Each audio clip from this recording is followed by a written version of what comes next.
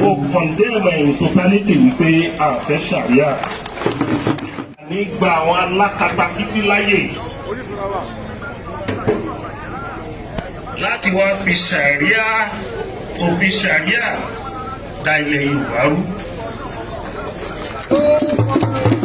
Ìdí mo sọ̀rọ̀ yìí bàdúrà mi Muslim ni. Sharia wà nínú Al-Quran gẹ́gẹ́ bí òfin.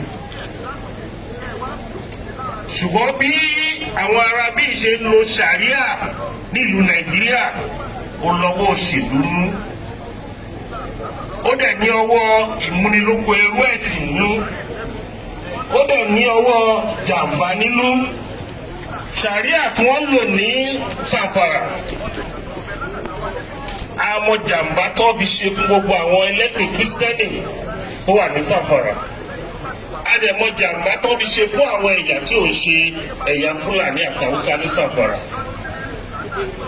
Nàìjíríà Abdulsalam ló sneaky penal code wọnú ẹ̀ ní 1999. Kò sí ní 1960 constitution tá a gbà papọ̀ pé ẹni ṣe Sharia kò sí ní òfin wa. Kò sí ní Republic constitution pé Sharia wà ní òfin wa. 1979 constitution kò sí Sharia bẹ́ẹ̀. Ṣùgbọ́n ní Abdulsalam tó fẹ́ gbẹ̀jọba fún àwọn ìjọba alágbádá ló fi Sharia wọnú ẹ̀ fún Professor Wadidu tó jẹ́ special adviser on religion matters. Legal matters, sorry, nígbà yẹn. Àtìgbà yẹn ní òkè ọya wàhálà lẹ́rìn wàhálà lọ́la ni nítorí Sharia àti ọ̀rọ̀ ẹ̀sìn alakatakiti. Ní ilẹ̀ Yorùbá, Muslim, Christian àti ẹ̀sìn alábàláyé wọ́n fẹ́ra wọn, wọ́n tako ara wọn.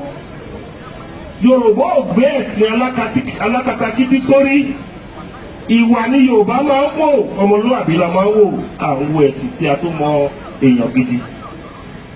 So mo bẹ̀ àwọn ìjọba láti rí àti mo ti rí Ògùn state governor tó ti condemn in totality. Mo ti rí Èkìtì state governor tó ti condemn in totality. Mo ti rí Ọ̀yọ́ state governor wọ́n ti condemn ẹ̀ náà. Èdè wa gẹ́gẹ́ bí Ààrẹ Ọ̀nà Kakanfo ilẹ̀ Yorùbá. Mo condemn in totality wípé a fẹ́ Sharia.